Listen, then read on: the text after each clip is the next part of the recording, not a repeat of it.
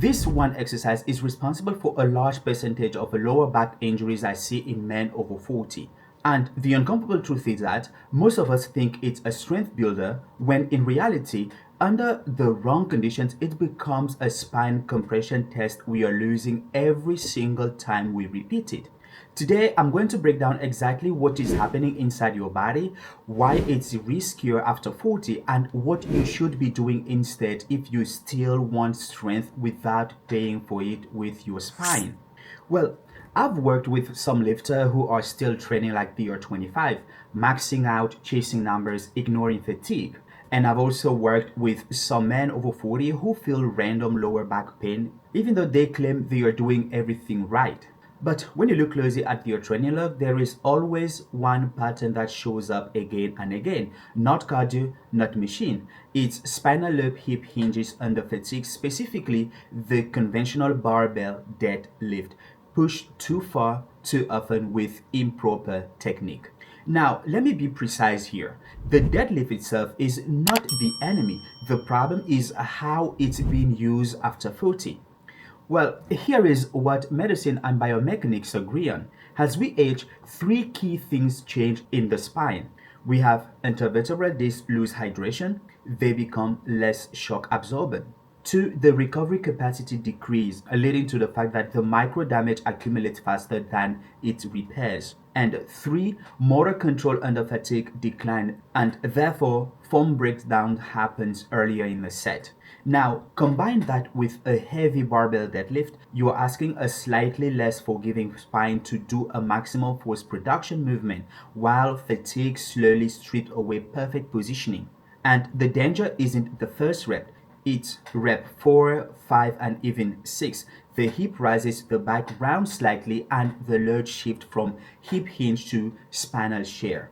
And that is when most injuries don't announce themselves. They accumulate silently, and that's exactly what happened to me a few months back when I was doing squat with the barbell. During the descent, my lower back tilted inward, then I felt a sudden pain. And after that, I had to rest for some weeks. And honestly, after I went through that, it's not something I would wish any of my peers go through. Now, let me explain to you why men over 40 are more at risk of such injuries. Here is where most people get it wrong. They think I've been lifting for years, therefore I am more experienced, so I'm safer. But experience doesn't override biology. After 40, tendon become less elastic, recovery window extend, and the spinal tolerance to compression decreases. So the same deadlift that was productive stress at 25 becomes cumulative irritation at 45. Not instant catastrophic, just quietly degenerative. And that is the trap.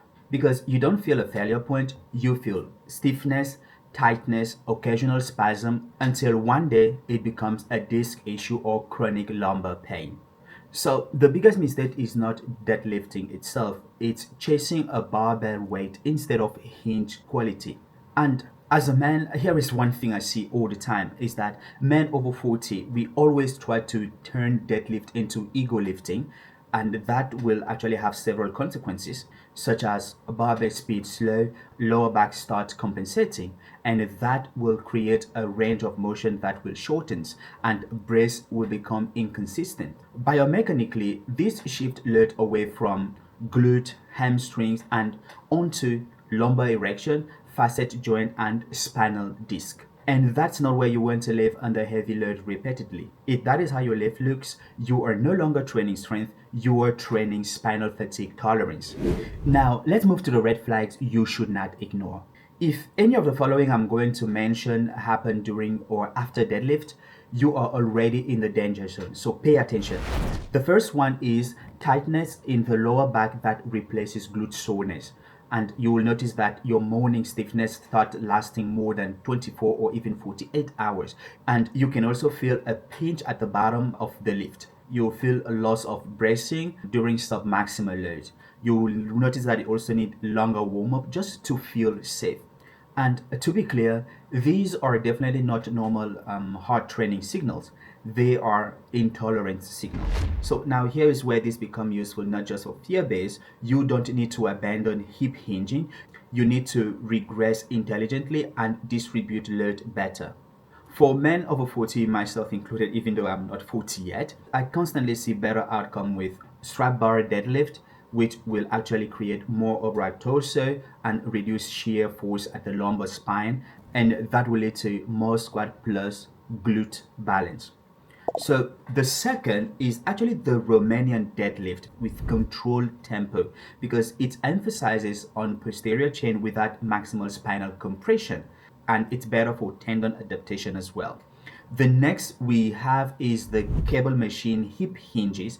It allows constant tension, lower systemic fatigue, and easier recovery.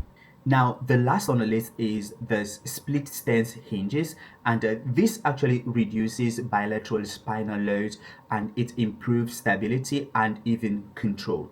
So, the key difference is this: you are still training the same movement pattern, but you are no longer gambling with spinal compression under fatigue. So if you take only one cue from this, your spinal is a stabilizer, not a prime mover. Every rep should feel like your hip are driving the motion while the torso is locked in position, not fighting to survive the load. If you feel that your lower back is dominating the lift, you are already outside the efficient mechanics. So to be clear, the problem isn't the deadlift, it's the way it typically progressed, fatigue and ego load after 40.